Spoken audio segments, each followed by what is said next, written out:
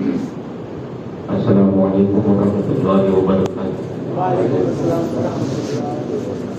نحمده ونصلي ونسلم على رسوله الكريم اما بعد فاعوذ بالله من الشيطان الرجيم بسم الله الرحمن الرحيم والفتنة اشد من القتل صدق الله العظيم ان الله وملائكته يصلون على النبي يا أيها الذين آمنوا صلوا عليه وسلموا تسليما۔ اللهم صل على سيدنا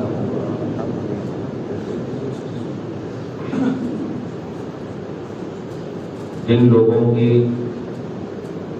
فطرت میں برائی ہوتی ہے وہ خود اپنے آپ کو سدھارنا نہیں چاہتے، ان کی خواہش ہمیشہ یہ ہوتی ہے کہ جیسے ہم بگڑے ہوئے ہیں ویسے دوسرے بھی بگڑ جائیں، اور ایسے لوگ دنیا کا ماحول ہمیشہ خراب کرتے ہیں، جن میں پہلے نمبر پر میں نے مسلسل آپ لوگوں کو بتایا کہ قرآن کریم اس بات کی طرف صراحت فرماتا ہے کہ یہودیت سب سے زیادہ باطل کی طرف لے جانے والی قوم ہے اور اہل حق کی سب سے بڑی دشمن قوم ہے۔ اب یہ جو یہودیوں نے ہمیشہ یہی کیا کہ جہاں کہیں بھی دین حق کی دعوت آئی انہوں نے اسی کو توڑنے کی پوری کوشش کی۔ پہلے طاقت سے توڑنا چاہا اور جب طاقت سے کام نہیں چلا تو اسی میں فتنے بازیاں شروع کر دی۔ تورات شریف جو اللہ تعالیٰ نے کتاب نازل فرمائی تھی، تورات شریف کو عمل کرتے کرتے صدیاں جب ان کو گزر گئی، حضرت سلیمان علیہ السلام کا زمانہ بھی گزر گیا، اس کے بعد رومی سلطنت والے ان کے اوپر غالب آئے اور ان کو ہزاروں کی تعداد میں قیدی بنا کر کے بابل شہر کے اندر قید کر لیا۔ اس قید میں جانے کے بعد انہوں نے سوچا کہ اللہ کی کتاب پر عمل کرنے سے ہمارا کام نہیں چلے گا، معاذ اللہ۔ کہتے ہیں کہ زمانے کے حساب سے ہمیں اس کے اندر کچھ چینجنگ کرنی چاہیے، اس لیے ان لوگوں نے اپنے جو رائٹر تھے اس زمانے کے، عبرانی سریانی زبان کے جو ماہر تھے، ان لوگوں کے پاس باقاعدہ کتابیں لکھوائی تورات میں سے بدل بدل کر کے، جو چیزیں ان کو نقصان نہیں کرتی تھی بظاہر اس کو ایسے ہی رکھنے دیا، اور جتنی چیزیں بدلنا چاہتے تھے تورات میں سے وہ ساری چیزیں بدل کر کے ایک الگ کتاب تیار کی، جس کو آپ انٹرنیٹ پر بھی سرچ کر سکتے ہیں، تلمود نام کی کتاب۔ تورات سے انہوں نے کیا نکالا؟ تلمود نام کی کتاب نکالی۔ اس کے اندر انہوں نے اپنے ہاتھوں سے لکھے ہوئے قانون تھے۔ اللہ تعالیٰ ارشاد فرماتا ہے فَوَيْلٌ لِّلَّذِينَ يَكْتُبُونَ الْكِتَابَ بِأَيْدِيهِمْ ثُمَّ يَقُولُونَ هَٰذَا مِنْ عِندِ اللَّهِ لِيَشْتَرُوا بِهِ ثَمَنًا قَلِيلًا فَوَيْلٌ لَّهُم مِّمَّا كَتَبَتْ أَيْدِيهِمْ وَوَيْلٌ لَّهُم مِّمَّا يَكْسِبُونَ۔ جہنم کا ویل اور جہنم کی کھائی ہے ایسوں کے لیے جو کتاب کو اپنے ہاتھ سے لکھ کر کے کہتے ہیں کہ دیکھو یہ اللہ کی کتاب ہے، تاکہ اس نئی کتاب کے ذریعے وہ دنیا کی تھوڑی قیمت کمائیں اور حکومت حاصل کریں۔ تو جہنم کی کھائی ہے ان کی لکھی ہوئی چیز کے لیے بھی اور جو انہیں کمایا ہے اس کے لیے بھی، یعنی ان کو بھی، ان کی نئی کتاب کو بھی اور ان کی کمائی کو بھی، سب کو اللہ تعالیٰ قیامت کے دن جہنم کی کھائی میں پھینکے گا۔ حضرت عیسیٰ علیہ السلام کے دین کے دشمن ہو گئے۔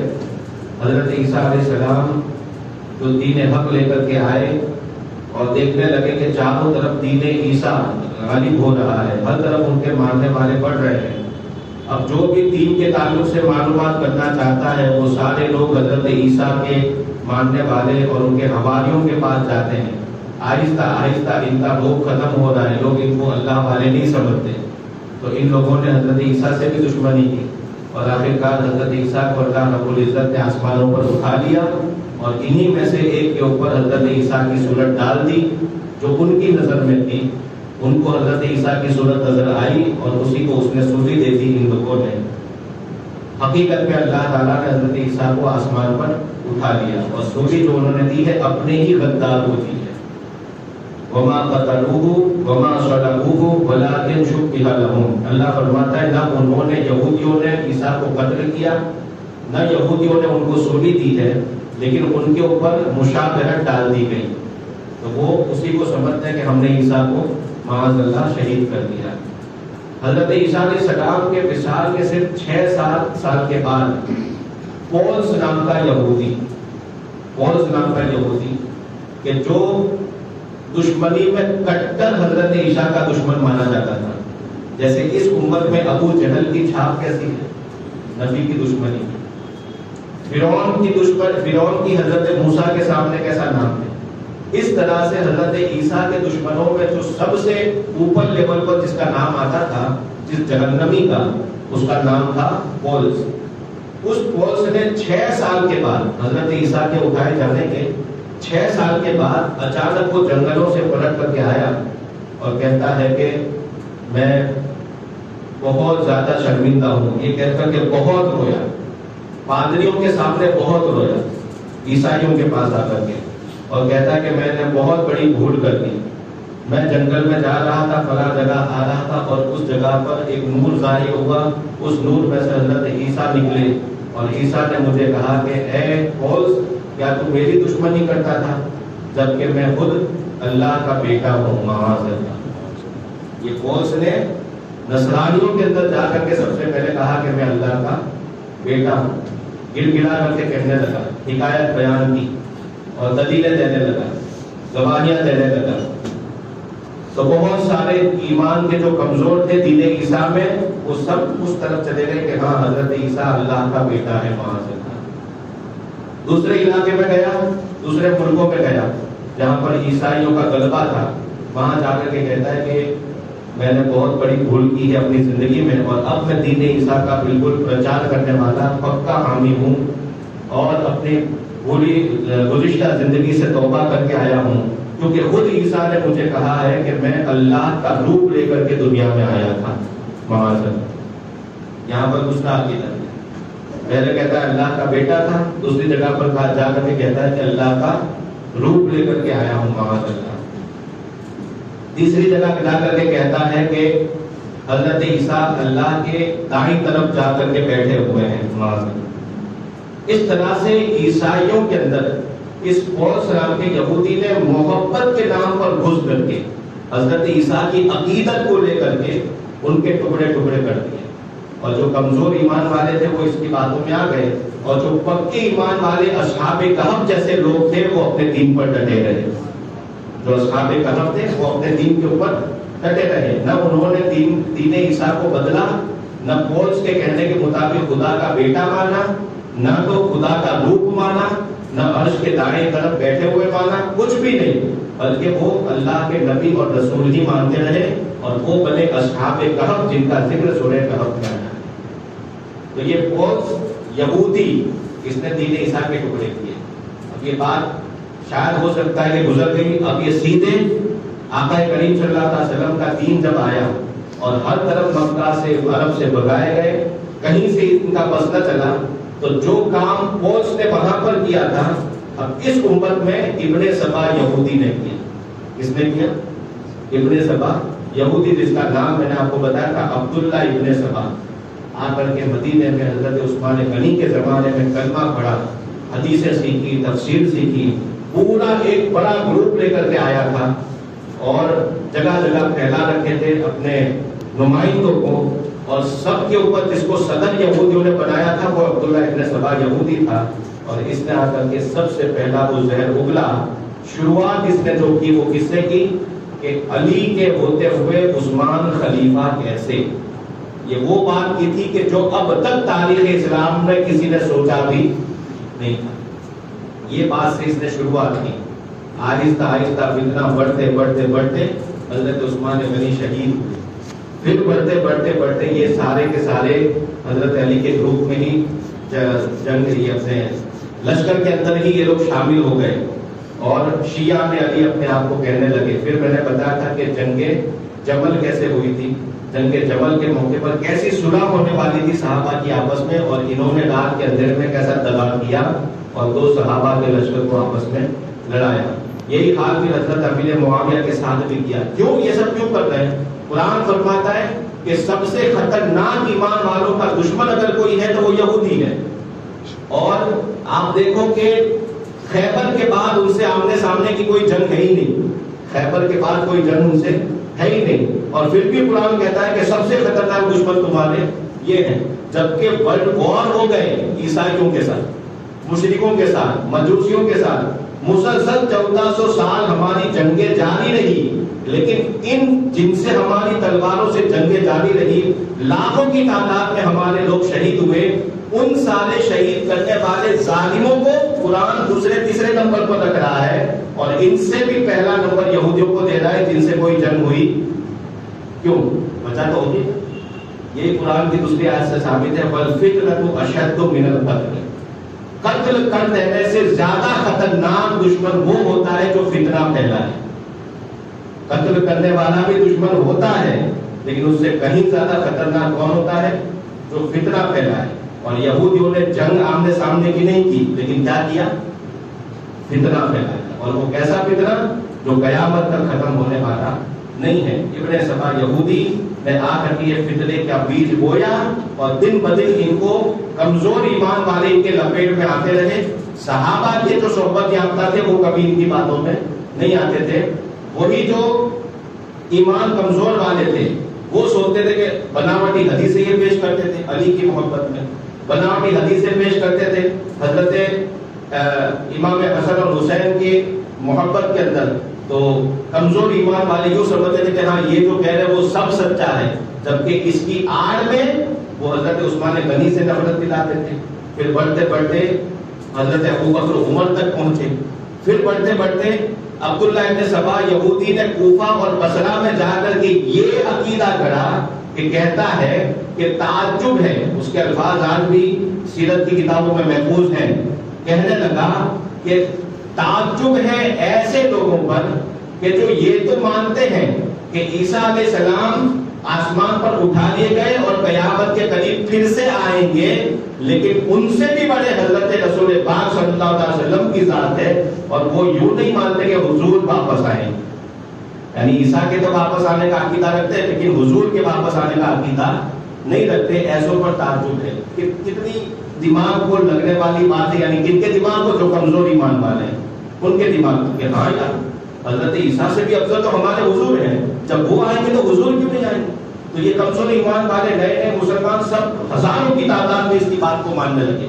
اور جب ماننے لگے پھر جیسے ہی حضرت علی کی شہادت ہوتی ہے, حضرت علی کی شہادت کے بعد فوراً جس چیز کے لیے اس نے تیار کیا تھا, اب وہ کہنے لگا کہ حضور صلی اللہ علیہ وسلم اب جو آئیں گے وہ علی کی اولاد کی صورت میں آئیں گے.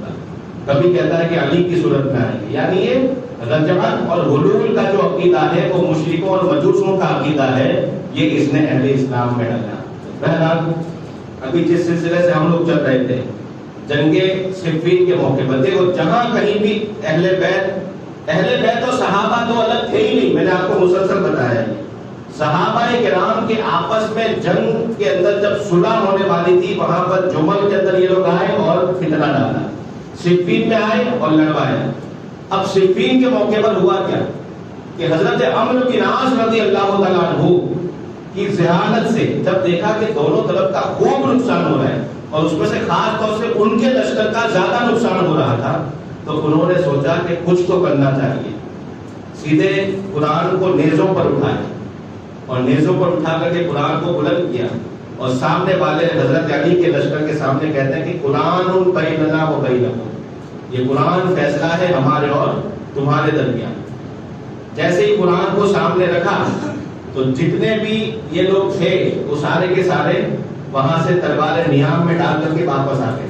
کہتے ہاں جب قرآن فیصلہ ہے تو پھر ہم تلواروں سے فیصلہ نہیں کریں گے. اب یہ اس بات پر اتفاق ہوا کہ حضرت علی اور حضرت امیر معاویہ دونوں کی طرف سے ایک ایک صحابی ایک جگہ پر بیٹھیں گے، دونوں کی طرف سے ایک ایک ٹیم بیٹھے گی اور ایک بیچ جمع ہو کر کے دونوں کی طرف سے فیصلہ جو کریں گے وہ دونوں گروپ والوں کو منظور ہوگا۔ اجتہادی اختلاف تھا اور اس کا فیصلہ دونوں صحابہ کی طرف سے ایک ایک بیچ متعین کی جائے گی، اور اس بیچ کے جو صدر بنائے گئے وہ حضرت علی رضی اللہ تعالیٰ عنہ کی طرف سے حضرت ابو موسیٰ اشعری کو بنایا گیا، اور حضرت امیر معاویہ کی طرف سے حضرت عمرو بن عاص کو بنایا گیا۔ دونوں نے اپنا اپنا فیصل بنایا، اس کو کہتے ہیں حکم۔ حکم کا مطلب فیصلہ کرنے والا، جج۔ اب یہ دونوں کو کس نے چنا؟ علی اور معاویہ نے، اور اس کے اوپر سارے صحابہ کا اجماع، سب نے اس بات کو مانا کہ ہاں یہ دونوں جو فیصلہ کریں گے وہ سب کو منظور ہوگا۔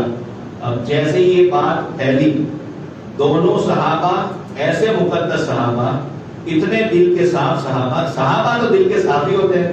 قرآن کریم حدیث میں ارشاد ہے کہ اللہ تعالیٰ نے آدم سے لے کر قیامت تک کہ سارے لوگوں کے دلوں پر نظر فرمائی۔ حضور فرماتے ہیں کہ اللہ نے سارے انسانوں کے دلوں پر نظر فرمائی، اور جب نظر فرمائی تو ان میں نبیوں کے علاوہ جس کے دل سب سے زیادہ نور سے بھرے تھے، جن کے دل سب سے زیادہ منور اور صاف ستھرے تھے، دنیا سے دور تھے، پاک دل تھے، ایسے دل والوں کو حضور فرماتے ہیں کہ اللہ نے ان انسانوں کو چن کر کے میری صحابیت کے لیے عطا فرما دیا، یعنی ان کو میرے صحابہ بنا دیا۔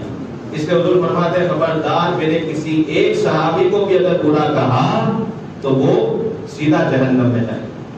تو یہ آقا کریم صلی اللہ علیہ وسلم کا صحابہ کے بارے میں فیصلہ، اور کیوں نہ ہو، پورا اسلام صحابہ سے ہی ہم تک آیا ہے، قرآن صحابہ سے ہم تک آیا، حدیثیں صحابہ سے ہم تک آئی، شرم و حیا کی باتیں صحابہ سے آئی، یہودیوں کی شرارتیں صحابہ سے آئی، ہر گناہ کی وعید صحابہ سے آئی، پورا اسلام اور پوری حقانیت صحابہ سے آئی۔ تو یہودیوں کو سب سے زیادہ دشمنی ہوگی کس سے؟ انہی صحابہ سے۔ یہی لوگ تو پہنچانے والے ہیں، انہی کا اعتبار ختم کر دو تو پھر کوئی ان کی بات کو نہیں مانے گا۔ یہ ان کا پلان تھا، لیکن اہل حق ہمیشہ اللہ تعالیٰ کی تائید سے زندہ رہتے ہیں۔ بہرحال دونوں طرف سے حکم ہوئے، فیصلے کے لیے جمع ہو رہے تھے۔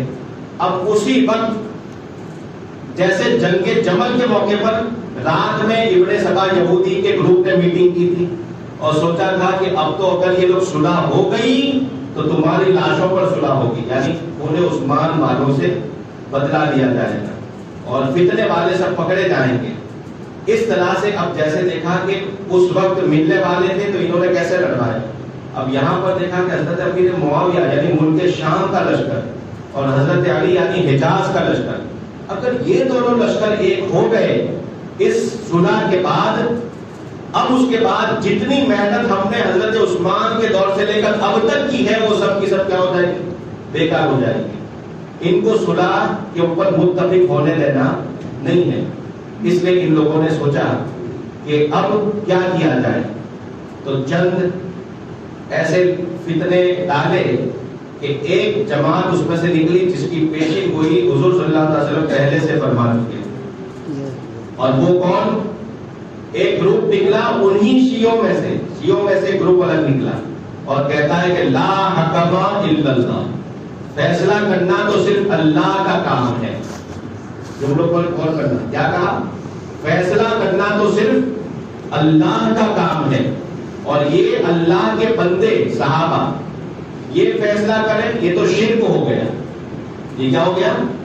شرک ہو گیا، اور اس شرک کی وجہ سے سارے صحابہ مشرک اور کافر ہو گئے، جس میں حضرت علی بھی آ گئے اور امیر معاویہ بھی آ گئے۔ فتویٰ کس کے اوپر ڈالا؟ حضرت علی پر۔ ابھی تک تو علی کے چاہنے والوں میں سے تھے، اب انہی میں سے ایک گروپ الگ ہو کر کے کیا کہتا ہے کہ علی کافر معاذ اللہ، سارے صحابہ کافر معاذ اللہ۔ جو اس لیے کہ جو کام صرف اللہ کا ہے وہ انہوں نے بندوں کو سونپ دیا۔ یہی آج وہابیوں کا عقیدہ ہے کہ نہیں ہے؟ اسی لیے ان کو امت کے خارجی کہا جاتا ہے۔ ان کا بھی عقیدہ کیا ہے کہ ہم مانتے ہیں غریب نواز سے یا غریب نواز، یا غوث اعظم. تو یہ وہی بات کہتے ہیں جو ان لوگوں نے کہی تھی کہ مانگنا تو صرف اللہ سے ہے, دینے والا تو صرف اللہ ہے, اور یہ بندوں سے مانگتے ہیں. سیم وہی بات ان لوگوں نے کی تھی کہ حضرت علی نے خود چن کر کے رکھا ہے کہ تم فیصلہ کرو.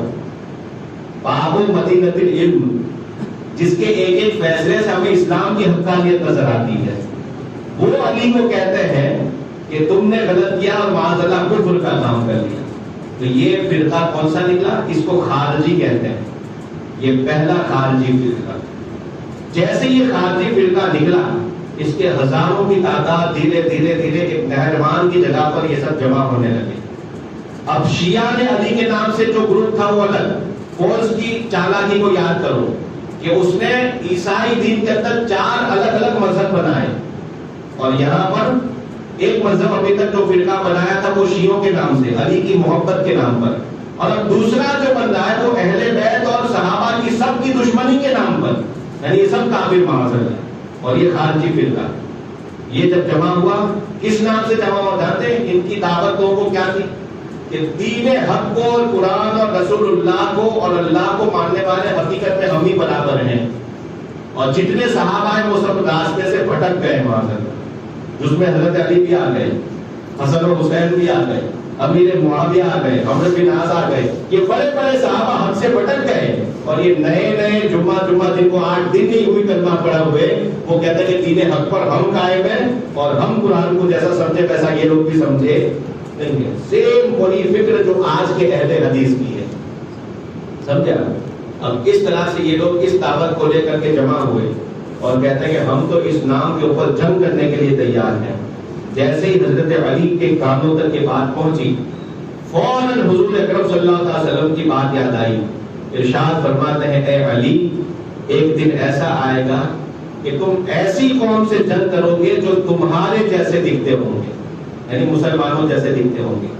قرآن پڑھیں گے لیکن قرآن ان کی حلق کے نیچے نہیں اترے گا. مطلب کیا؟ ان کی سمجھ میں ہی نہیں آئے گا کہ قرآن ہے کیا. نمازیں پڑھیں گے لیکن ان کی نمازوں کا کوئی اثر نہیں ہوگا. دکھنے میں باتوں میں بہت اچھے, قرآن اور حدیث کے سوا بولیں گے نہیں, لیکن یمرقون من الدین کما یمرق السهم, دین سے ایسے نکل جائیں گے جیسے کہ کمان سے تیر چھوٹ جاتا ہے کہ پھر وہ واپس کبھی آتا نہیں ہے. حضرت مولا علی رضی اللہ تعالیٰ عنہ کو حضور صلی اللہ علیہ وسلم نے ایک نشانی بھی بتائی تھی کہ اس میں سے ایک سردار ان کا ایسا ہوگا کہ جس کی چھاتی عورتوں کی جیسی ابھری ہوئی ہوگی, اور وہ بھی تمہارے ہاتھوں مارا جائے گا. کیسا علم ہے؟ اتنے سالوں پہلے حضرت علی کو یہ سب بتا دیا ہے. حضرت مولا کائنات رضی اللہ تعالیٰ عنہ اب جو نکلے ہیں جنگ کے لیے بڑے دنوں کے بعد, اب آپ خوشی سے نکلے ہیں, کیونکہ جنگ جمل میں جو نکلے تھے وہ اپنوں کے سامنے مقابلہ تھا. ایسے ہی جنگ صفین جو تھی وہ دل پر پتھر لے کر کے مجبوری کی حالت میں جنگ کر رہے تھے, کیونکہ اپنوں سے لڑنے کا ارادہ نہیں تھا. لیکن اب جو یہ فرقہ کھل کر کے سامنے آیا ہے, حضرت علی خوشی سے ان سے لڑنے کے لیے نکلے ہیں کہ کئی دنوں کے بعد اصلی کافروں سے اب جہاد کرنا نصیب ہوا ہے. ایسے میں آپ نکلے اور جا کر کے ان کا سب کا خاتمہ کیا, اور ایسا خاتمہ کیا. پھر اس کے بعد ارشاد فرماتے ہیں جاؤ جا کر کے ذرا دیکھو ان کے اندر کوئی ایسی لاش پڑی ہے کہ جس کی ایسی نشانی ہو. آپ کے لشکر والے گئے, ڈھونڈنے لگے, اور ڈھونڈتے ڈھونڈتے ایک ملعون کے تک پہنچ گئے کہ جس کی وہی نشانی تھی جو حضور صلی اللہ علیہ وسلم نے بتائی تھی. اس وقت حضرت علی رضی اللہ تعالیٰ عنہ نے اللہ کا شکر ادا کیا کہ اللہ تعالیٰ نے اس کافر کو میرے ہاتھوں سے ختم کر دیا. اعلیٰ حضرت ارشاد فرماتے ہیں اولین دافع اہل ربز و خروج, اولین دافع جس نے سب سے پہلے جنگ کی, کس سے؟ اہل ربز یعنی رافضیوں سے, اور خروج اور خارجیوں سے. اولین دافع اہل ربز و خروج حامی دین و سنت پہ لاکھوں سلام. یہ حضرت علی کی شان میں اعلیٰ حضرت نے شعر لکھا ہے, حامی دین و سنت پہ لاکھوں سلام. تو رافضیت سے ایک اور فرقہ نکلا جس کو خارجی کہتے ہیں. اب دیکھو کہ ایک فرقہ یہ ہو گیا کہ جس کی فکر اب یہ یہودیت ڈال رہی ہے ان کے دماغ میں. یہودیت نے ایک فرقے کے دماغ میں کیا ڈالا کہ بس اہل بیت کے سامنے اگر کوئی کچھ بھی کرے اور کسی بھی طرح سے ان کے ساتھ اگر معاملات صحیح نہ ہو، چاہے شریعت پر عمل کر کے ہی کیوں نہ ہو، تو وہ سب دنیا میں یہ اسلام سے نکل جاتے ہیں۔ یہ فکر کس نے ڈالی؟ رافضیوں نے، شیعوں نے۔ یعنی اہل بیت کے معاملے میں غلو، اتنا غلو کہ حضور کے مرتبے کے برابر حضرت علی کو لے گئے، معاذ اللہ، نبیوں سے بڑا حضرت علی کو ثابت کیا۔ اور ایک طرف یہ خارجی کہ جنہوں نے ایسی دشمنی کی کہ جس کے مقابلے میں ایسا کہنے لگے کہ سب صحابہ معاذ اللہ کافر، جس میں اہل بیت کو بھی کافر کر، یہ لوگ خارجی نکلے۔ اب یہ آپس کی جنگیں تو ہوتی رہی۔ اس کے بعد اب دیکھو نقصان کتنا بڑا ہوا۔ میں نے پہلے کہا تھا کہ مسلسل فتحوں پر فتح ہوتی رہی تھی، اور یہ حالت ہو گئی کہ آپس میں جنگوں کے اندر انہی یہودیوں نے مسلمانوں کو لگا دیا، جس کی وجہ سے فتوحات رک گئی، جس کے بارے میں کہا گیا تھا کہ ہر جمعہ ہم نئے شہر کو فتح کر کے پڑھا کرتے تھے۔ اب وہ کتنے عرصے سے فتحیں رکی ہوئی ہیں۔ اب حضرت مولا کائنات رضی اللہ تعالیٰ عنہ، ادھر سے حضرت امیر معاویہ اور حضرت عمرو بن عاص، یہ تین شخصیتیں اس زمانے میں ایسی تھیں کہ ان کے ہوتے ہوئے یہ یہودی عبداللہ ابن سبا کا گروپ یہ بہت سارے فتنے پھیلانا چاہتا تھا، لیکن ان صحابہ کی موجودگی میں یہ فتنے پھیلانے میں پورے کامیاب ہوتے نہیں تھے۔ جو کامیابی ملی تھی ان کی پلاننگ کے مطابق بہت کم ملی تھی، زیادہ کامیاب نہیں ہو پائے تھے۔ کامیابی تھے تو کیسی چاہتے تھے کہ ایک دوسرے کے اوپر کافر ہونے کا فتویٰ لگا دیں یہ لوگ۔ اسی لیے حضرت علی رضی اللہ تعالیٰ عنہ اور حضرت امیر معاویہ کی جب جنگ ختم ہو گئی، جنگ کے بعد ایک شخص جاتا ہے حضرت علی کے پاس اور جا کر کے کہتا ہے کہ یا امیر المؤمنین، ہمارے جو شہید ہیں ان کو تو ہم شہیدوں کی طرح دفن کریں گے، لیکن جو سامنے والے لشکر والے ہیں یعنی امیر معاویہ کے لشکر والے، ان کا کیا کریں؟ تو اب تک جو اسلام اور کفر کو جو جنگیں ہوتی تھی اس میں یہ ہوتا تھا کہ ایک کھٹا کھودا جاتا تھا اور کافروں کی لاشوں کو سب کو اس میں ایک ساتھ ڈال کر کے مٹی ڈال دی جاتی تھی، جیسے کچرے کو دبایا جاتا ہے، اس طرح سے ہو جاتا تھا۔ تو یہ اسلام کا حکم اب تک چلا رہا تھا۔ حضرت علی سے جا کر کے پوچھا کہ یا امیر المؤمنین، ان کا کیا کریں؟ حضرت علی کا جو لفظ تھا وہ ان کے اوپر خنجر کی طرح گھوم گیا۔ ارشاد فرماتے ہیں قتلانا و قتلاہم فی الجنہ، ہمارے شہید اور ان کے بھی شہید دونوں جنت میں ہیں۔ حضرت علی نے کیا فرمایا؟ ہمارے لشکر والے بھی اور ان کے لشکر والے دونوں کہاں ہیں؟ جنت میں۔ یعنی جو معاملہ اپنے لشکر والوں کے ساتھ کرو وہی معاملہ ان کے لشکر والوں کے ساتھ۔ یہ حضرت علی کا فیصلہ ہے۔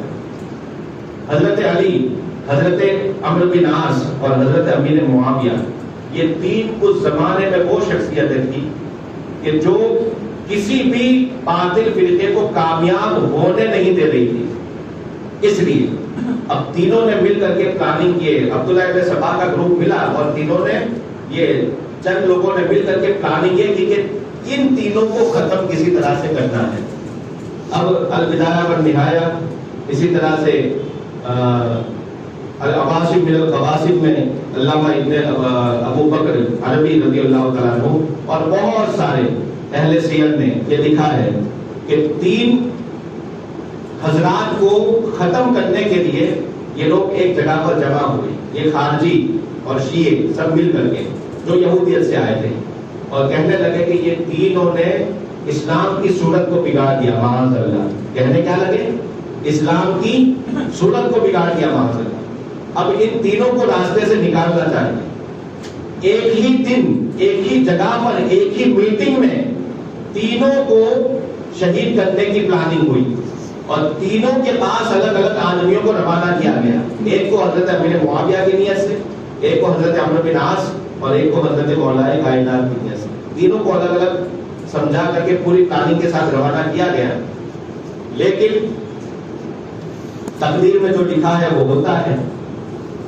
تینوں گئے تو صحیح، لیکن حضرت امیر معاویہ اور حضرت عمرو بن عاص، ان دونوں کے سامنے ان کی پلاننگ کامیاب نہیں ہو سکی اور پکڑے گئے یا تو کامیاب نہیں ہو پائے، اور حضرت مولا کائنات رضی اللہ تعالیٰ عنہ کو شہید کرنے میں یہ کامیاب ہو گئے۔ یہ خارجی یہاں پر کامیاب ہو گئے، اور حضرت مولا کائنات رضی اللہ تعالیٰ عنہ 21 رمضان کو آپ کی شہادت ہو گئی. جیسے ہی شہادت ہوئی ویسے ہی حضرت امام حسن مجتبیٰ رضی اللہ تعالیٰ عنہ آپ کے بڑے شہزادے، ان سے آپ کے پورے لشکر والوں نے اور پورے حامیان نے حضرت امام حسن سے بیعت کی. امام حسن سے بیعت کرنے کے بعد اب دیکھا کہ حضرت علی تو صلح کرنے کے لیے تیار ہو گئے تھے، اس لیے علی کے سامنے کسی کی کچھ نہیں چلی تھی. اب جب امام حسن آئے تو امام حسن کے لشکر کو فوراً یہی ابن سبا والوں نے پھر اندر سے ہوا بھرنا شروع کیا، طرح طرح کی باتیں فتنے پھیلائے اور کہا کہ کسی طرح سے حسن کے اوپر تو سارے لوگوں کو جمع ہو جانا چاہیے. اس طرح سے برگلا کر کے پھر سے ایک جنگ کی نوبت آ گئی اور شروع کر دیا. یہاں تک لے گئے کہ پورا لشکر آ کر کے امام حسن کی بارگاہ میں کہتا ہے کہ چلیے حضور اب آپ کا حق لینے کے لیے چلتے ہیں. یہ کہتے شامیوں سے ہم جنگ کرتے ہیں، ہزاروں کی تعداد میں بلکہ لاکھ کے قریب کی تعداد میں حضرت امام حسن کی قیادت میں لشکر تیار ہوا، اب آگے چلتا ہے. ادھر سے حضرت امیر معاویہ کو پتا چلا اور آپ نے بھی ادھر سے تیاری شروع کر دی. اب اس طرح جیسے حضرت علی کے ساتھ ہوا تھا اس طرح سے حضرت امام حسن اور حضرت امیر معاویہ کا بھی معاملہ ہونے والا تھا. لیکن حضرت امام حسن مجتبیٰ رضی اللہ تعالیٰ کو یہ وہ شخصیت ہے کہ جب چھوٹی عمر میں تھے حضور اکرم صلی اللہ علیہ وسلم مسجد نبوی شریف میں تشریف فرما ہے اور امام حسن چھوٹی عمر میں بھاگتے ہوئے آئے، حضور نے انہیں اپنی گود میں بٹھا دیا اور بیٹھا کر کے صحابہ کی مجلس میں حضور فرماتے ہیں ان ابنی ھذا سید، یہ میرا بیٹا قوم کا سردار ہے، لعل اللہ یصلح بہ بین فئتین عظیمتین من المؤمنین او کما ورد فی الحدیث. ارشاد فرماتے ہیں کہ اور مجھے امید ہے کہ میرے اس بیٹے غیب نبوت کی نظر دیکھو، فرماتے ہیں میرے یہ بیٹے کے ذریعے اللہ تعالیٰ مسلمانوں کے، حدیث کے الفاظ پر غور کرنا، اللہ تعالیٰ مسلمانوں کے دو الگ ہوئے لشکروں کو پھر سے جمع کر دے گا. کس کے لشکروں کو؟ مسلمانوں کے دو الگ ہوئے لشکروں کو اس بیٹے کے ذریعے کیا کر دے گا؟ پھر سے جمع کر دے گا. یہ حدیث کا انداز بتا رہا ہے کہ اس جمع ہونے پر حضور راضی تھے یا ناراض تھے؟ کیا تھے؟ راضی تھے. حدیث کا انداز بتا رہا ہے اور اپنے بیٹے حسن کی فضیلت حضور بیان کر رہے ہیں کہ اس کی فضیلت یہ ہے کہ اس بیٹے کی وجہ سے اللہ تعالیٰ دو لشکر، جو عظیم لشکر مسلمانوں کے جو کئی وقت سے الگ ہو گئے ہوں گے فتنے خوروں کی وجہ سے، اللہ تعالیٰ اس بیٹے کی وجہ سے دونوں کو پھر سے کیا کرے گا؟ ایک کر دے گا. یہ حضور کی پیشین گوئی تھی. امام حسن نے دیکھا کہ سارا لشکر گلوانے کے اوپر تلا ہوا ہے اور ادھر سے حضرت امیر معاویہ رضی اللہ تعالیٰ عنہ، اب آپ نے ارشاد فرمایا، پیغام دیا اور حضرت علی کے ساتھ ساتھ امام حسن ہمیشہ رہتے تھے. اس لیے بڑی سے بڑے فتنے خوروں کو امام حسن نے اپنی نظر میں رکھا ہوا ہے.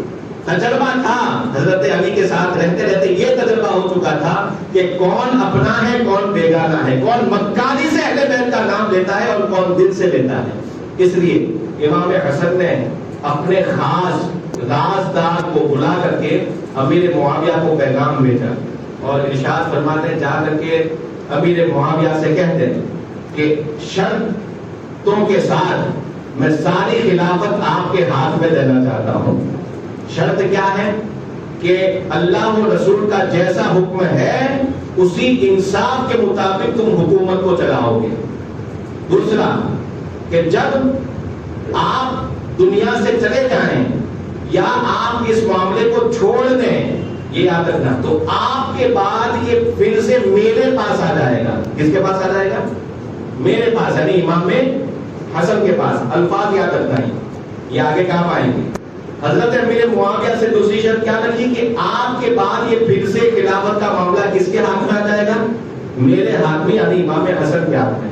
دو صورتوں میں، یا تو امیر معاویہ کا وصال ہو جائے یا تو وہ خود اس کو چھوڑ دیں. اس صورت میں واپس امام حسن خلافت کو سنبھالیں گے. یہ دو پوائنٹ کی باتیں نوٹ کرنے کے قابل، جس کو آپ یاد رکھیں. اب اس کے بعد یہ شن کے اوپر حضرت امیر معاویہ کے پاس پیغام بھیجا. حضرت امیر معاویہ بڑے خوش ہوئے، اور کیونکہ ملک شام کے لشکر کو آپ دیکھ رہے تھے کہ یہ کتنا جوشیلا لشکر ہے اور یہ لوگ اس کے سوا کچھ مانیں گے نہیں. اور امام حسن رضی اللہ تعالیٰ عنہ نے بھی تو یہ دیکھا کہ میں جس کو دے رہا ہوں امت کا کی لگام جس کے ہاتھ میں دے رہا ہوں وہ میرے نانا کے صحابی ہیں. سب سے بڑی بات یہ ہے، ورنہ کوئی اگر لائق نہ ہو تو اتنی بڑی امت، ایک مسجد کی امامت کے لیے اگر کوئی انسان لائق نہ ہو، فاسق ہو، تو اس کو امامت ایک مسجد کی نہیں سونپ سکتے. کیا امام حسن پوری امت کی امامت فاسق کے ہاتھ میں سونپے؟ ہرگز نہیں. لیکن امام حسن نے سونپا، اس کا مطلب کہ امیر معاویہ اس قابل تھے اور لائق تھے، اور حدیث میں ان کے لیے بشارت بھی آئی تھی. حضرت امام حسن نے جیسی خلافت سونپی ہے، اب ادھر سے آج تک جو شیعان علی کے نام پر جو چر کھاتے تھے اسلام والوں کو، اب ان لوگوں نے آ کر کے کیا کیا بتائیں؟ العواصم من القواسم اور ایسی سینکڑوں کتابوں کے اندر اب ان کے الفاظ سنو جو یہودیت سے جو شیعہ بنے تھے، اور آج جو معاذ اللہ اہل سنت سے امیر معاویہ کی برائیاں کرواتے ہیں، جو آج ہمیں بہکاتے ہیں، جو آج لوگوں کو بہکا کر کے اہل بیت کی محبت کے نام پر صحابہ کا دشمن بناتے ہیں، ایسے لوگوں کے الفاظ اب یاد رکھو کہ جیسے ہی امام حسن نے ساری خلافت حضرت امیر معاویہ کو سونپی، یہ لوگ اب آپے سے باہر ہو گئے کہ یہ کیا ہو گیا.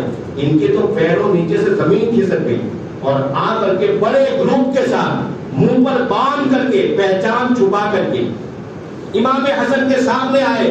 اور اب لفظ سنو کیا کہا، کہتے ہیں یا مسبد وجوہ المؤمنین، یا کافر یا فاسق،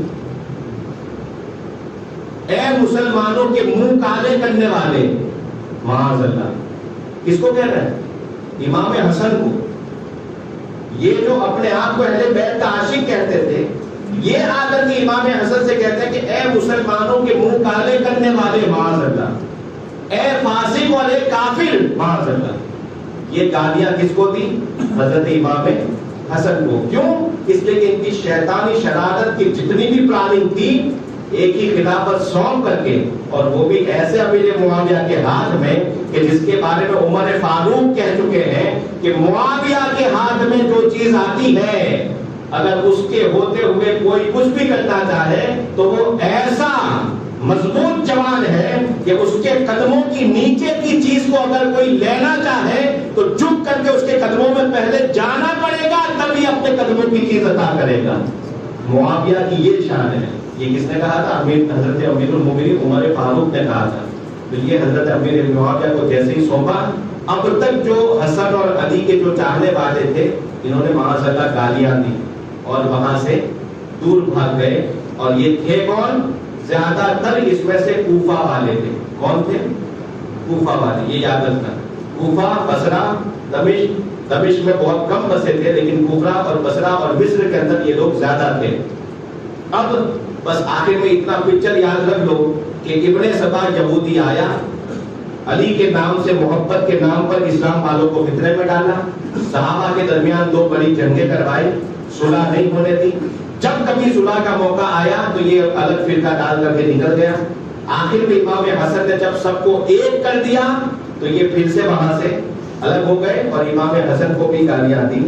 اب اس کے بعد حضرت امام حسن رضی اللہ تعالیٰ عنہ کو اسی جلن میں اور اسی حسد میں بعض روایتوں کے مطابق انہی لوگوں نے یزید سے مل کر کے، یا بعض روایتوں میں خود انہی لوگوں نے جعدہ نامی امام حسن کے نکاح میں آنے والی ایک بد نصیب عورت، بد نصیب کیوں کہہ رہا ہوں؟ اس لیے کہ اس کے ہاتھوں سے امام حسن کو زہر دلوایا.